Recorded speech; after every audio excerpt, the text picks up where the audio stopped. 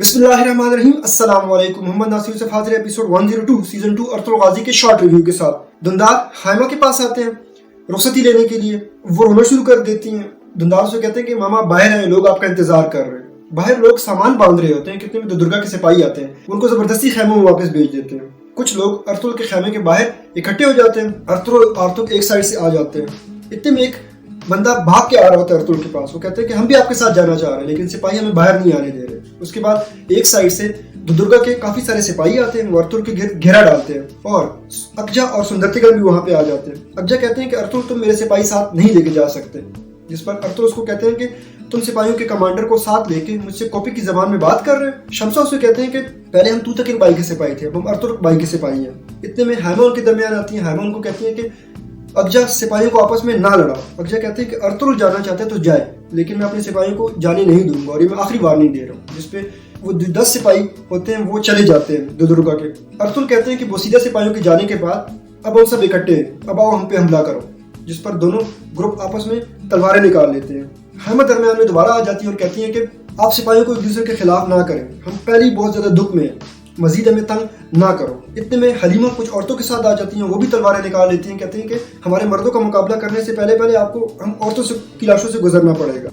सलजान भी दरमियान में आती हैं। सलजान सुंदरतिगन को कहती हैं कि इतना ज्यादा खून बह चुका है, आप मजीद खून बहेंगे। जिस पर सुंदरतिगन सिपाहियों से कहते हैं कि तलवारें अपनी नियामों में डाल दें। वो सारे नियामों में डालते हैं, जिस पर अच्छा गुस्से में आ जाते हैं कि तुमने मेरी हुक्म की खिलाफ वर्जी की है। सुंदरतिगन कहते हैं कि मैं मजीद खून नहीं बहाना चाहता। उसके बाद काय कबीले के सिपाहियों को कहते हैं कि आप ट्रेनिंग एरिया पे जाए।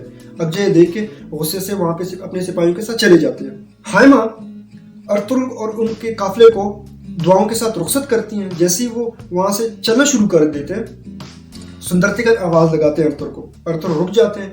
वो जज्बाती होकर अर्तुल से मिलते हैं। दोनों रोते हैं वहां पे और फिर दुआओं के साथ अर्तुल को वो भी रुखसत कर देते हैं। सादत दोरक और बवाद से कहते हैं कि अर्तुल और शहजादे का सर मेरे पास लेके आना। जैसे ही वो मेहमान खाने से बाहर निकलते हैं, तुर्गुत वहां पे छुपा होता है। उनको देख के, बवाज को देख के तुर्गुत कहते हैं कि ये कैसे बच गया, लाजमी कुछ ना कुछ गलत हो रहा है मेरे दोस्तों के साथ। वो उनके पीछे हो लेते हैं। हाइमा एक खेमे में जाती है जहाँ पे जरगे के 2 खास लोग होते हैं। वो सोने के सिक्के गिन रहे होते हैं। हाइमा इन सिक्कों को देख कर गुस्से में आ जाती है कि इन सिक्कों की एवज तुम लोगों ने अर्तुल की हक तलफी की, लाना तो तुम लोगों पे। वो सोने उठा के जमीन पे मार देती है।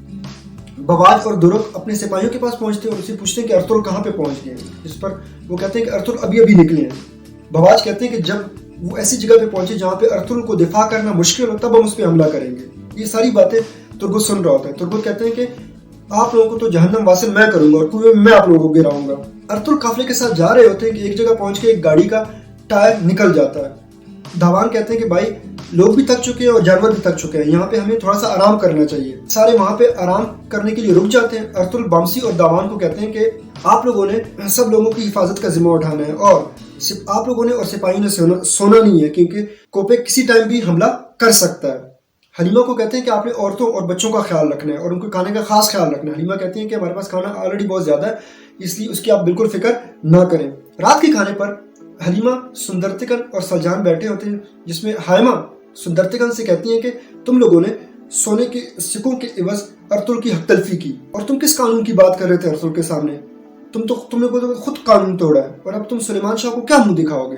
वो गुस्से से वहां से चली जाती हैं। सुंदरतिगन भी गुस्से में अपने चम्मच को तोड़ देते हैं और इसी पर किसका इख्तिताम हो जाता है। वस्सलाम।